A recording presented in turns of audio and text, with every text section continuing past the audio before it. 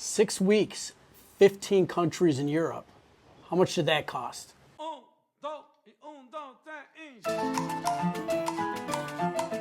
What's up, guys? It's Greeny. I'm back in my hub in Thailand. Recently had a vacation to Europe, 6 weeks, 15 countries, 22 different cities. How much did that cost me? I'm going to let you guys know. If you think you want to venture a guess, go ahead, make a comment. How much do you think that costs? I'm talking airfare, accommodations, food, entertainment, everything. So let's get into that. Now, this trip was in August and September. I just finally got done editing all these videos and putting them out, so I'm a little slow. I'm a little slow when it comes to editing these videos. But I wanted to get back to you guys and just let you know how much a dream holiday like this would cost. And some things I went a little bit expensive on, spent more than I probably needed to. I could have stayed at hostels and things like that. And some things I saved a little bit of money some ways. So I broke it down to a few different categories. I go through each one, give you the itemized amount for each category. It was easy for me to figure everything out. I mean, I either made an ATM withdrawal, used my credit card, and that's pretty much how I paid for everything. So it was pretty easy for me to figure out how much I spent. So let's go through where I went.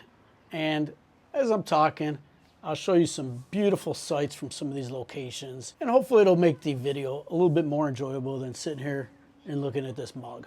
I started off the trip in the Netherlands. I went to Amsterdam. Now, this first airfare, I'm gonna divide it in half because I flew from Thailand to America, then America to the Netherlands. So I'm only gonna use half of that fare to figure into the equation. Spent some time in Amsterdam.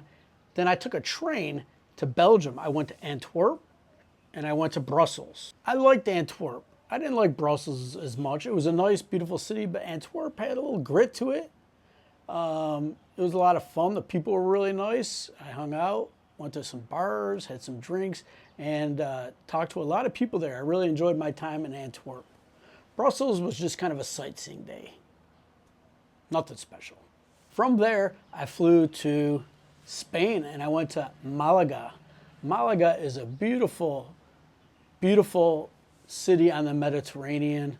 Just a wonderful city. I mean, a lot of these buildings, very ornate, very colorful, beautiful. Cruise ships even come in there. I mean, it's definitely a nice spot to stay. I think I either took a train or a bus. I don't remember, but went to Granada and just did some sightseeing there.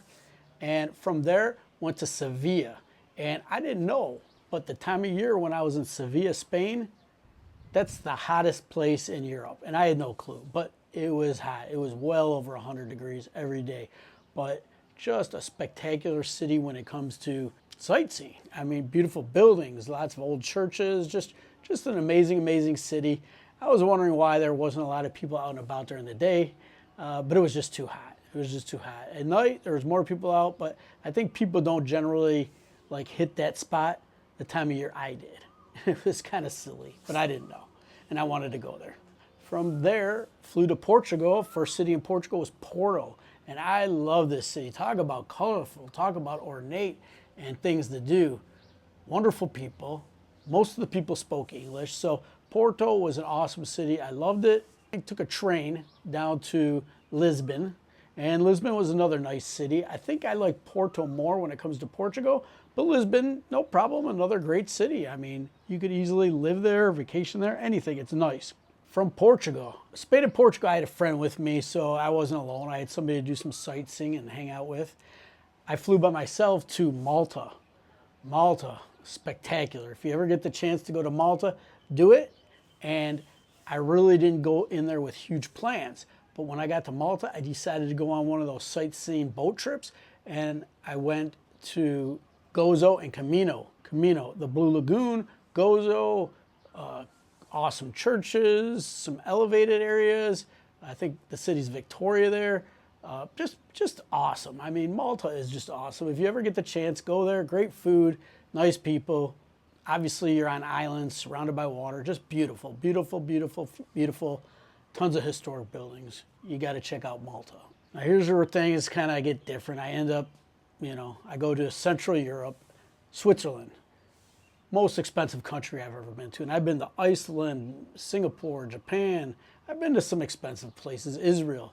But it seems to me that Switzerland, to me, was the most expensive. I started near Geneva, spent a day in Geneva.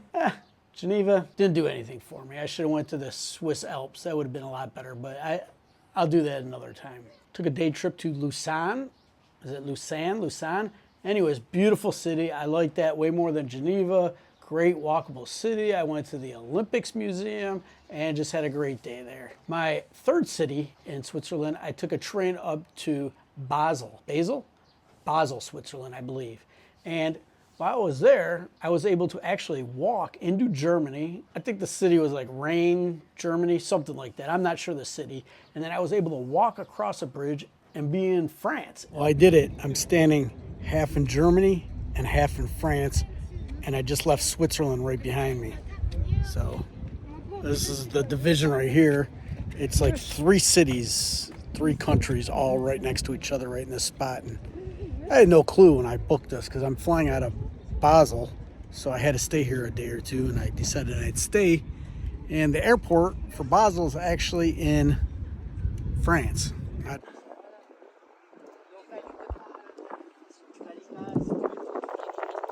France, Germany. Simple things amuse me. I may try to get something to eat here in France. It's funny, like I saw a restaurant in Germany right there. Italian restaurant. France, Italian restaurant. So somebody told me if I just walk over to France or Germany that the prices are way cheaper than Switzerland. And look at it. Way cheaper. This is way cheaper. Finally a salad before my dinner. There is the spaghetti.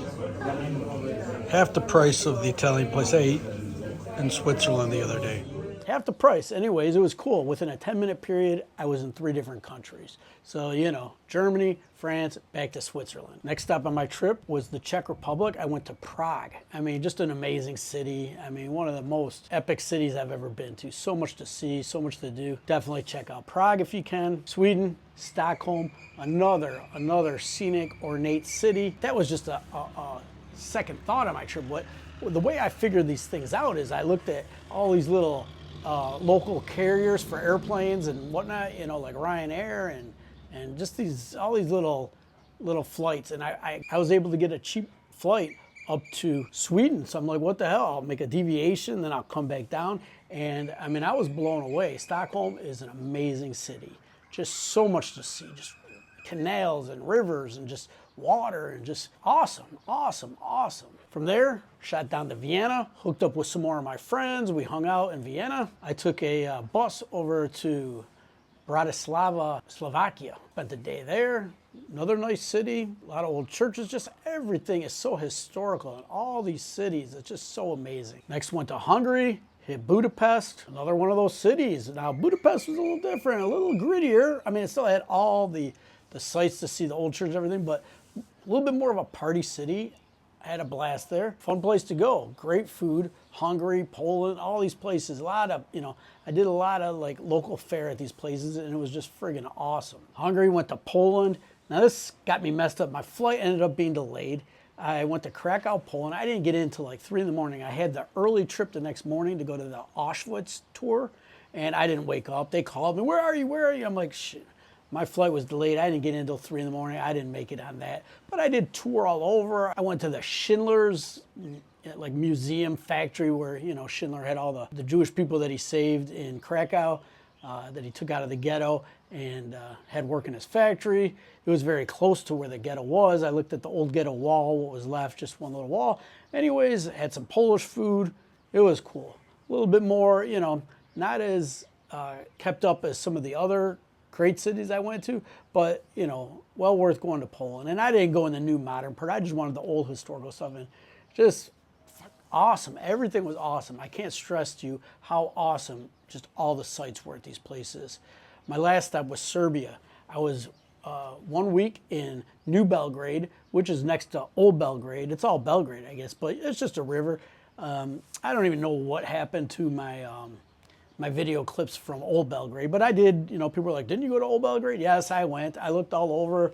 It was awesome. It was awesome. The nicest people in the world. I met a girl on Tinder there, and it was just like a friend meeting thing. We met for coffee, and she was so nice. There was no romantic connection, but she like took me out to dinner, wouldn't let me pay for anything. No, you're in my country, and just I met so many nice people in Serbia, and you know, out of all these places, which were all great for sightseeing, but the only one, I mean, I would go back to some of them, but like Serbia, I could go there for a month and just chill and eat awesome Serbian food, and I know I would make a million friends there within like the first 5 days to just hang out and go, you know, drinking or hanging out and doing stuff. I met so many cool people there, people that wanted to hang out. I just didn't have enough time. I was there for the World Wrestling Championships, and that took up most of my time there, but very, very nice people and very, very underrated food in Serbia. So, okay, let's get to how much everything costs. All my flights added up. So like I said, half of my major flight, and then all my flights around, and my flight out of Serbia back to Thailand,